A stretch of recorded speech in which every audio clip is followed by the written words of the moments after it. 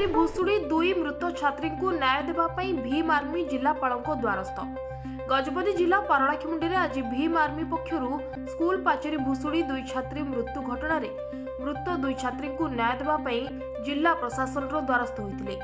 गत दिन में गजपति जिलार आर उदयगिरी थाना रुबुड़ी सिंह प्राथमिक विद्यालय खेलुवा बेले पाचेरी सह फाटकटी भुशुड़ी होई दुई छात्री जीवन चली जाइथिला। जड़े चतुर्थ श्रेणी में पाठ पढ़ुवा बेले अन्य जड़े पंचम श्रेणीर छात्री थिले। यह घटना को गुरुतर सह नहीं नथिबा जोगु आज जिला प्रशासन को भीम आर्मी पक्षरु दाबी पत्र प्रदान करा जायछि। मो ना होची Anshalam Nayak, Bhim army district president Gajapati. आज्ञा नुआगढ़ ब्लॉक अनुस्थित जो रुबुड़ी सिंह ग्राम रे सरकारी प्राथमिक जो विद्यालय जो शिशु जो मृत्युवरण करिसंती आउ काहर अवहेला हेतु ना प्रधान शिक्षक अवहेला थिला ना कंट्राक्टर किसी इश्यू थिला ना आउ बीओ आउ डीओ कौन अवहेला हेतु जो दुई शिशु मरीछंती तापरे पदक्षेप नेबा पई आउ शिशु को जो क्षतिपूरण सठिक भाव दिया जाए बोले मेमोरेंडम देउछु।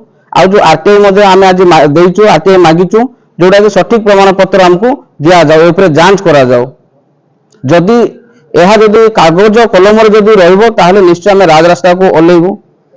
सरकार पक्षर गोटे जो टीचर थे भी सस्पेंड कराई, कंट्राक्टर उपर भी कार्यानुष्ठान नियाई आ दाबी पूरण हिसाब से किसी टंका देवाक प्रशासन तरफ कहुई। तो कौन कह केते दूर ठीक अच्छी आप देखो आज्ञा आजिकल जो दंगाकारी मान को 25 लाख 30 लाख दि जाउछ, जो कोमलमती शिशु जो भविष्य जो जाइथिले जहाँकि पिला मानक ऊपर बापा मार भविष्य तांकर जो मृत्यु घटी जो 3 लाख कि 5 लाख जो देवाई चुक्ति कर संतुष्ट नुह, यह अति निम्न मामले दि जाइए जोड़ा कि पछुआ वर्ग बा आदिवासी से चापित कर रखा जाउछि।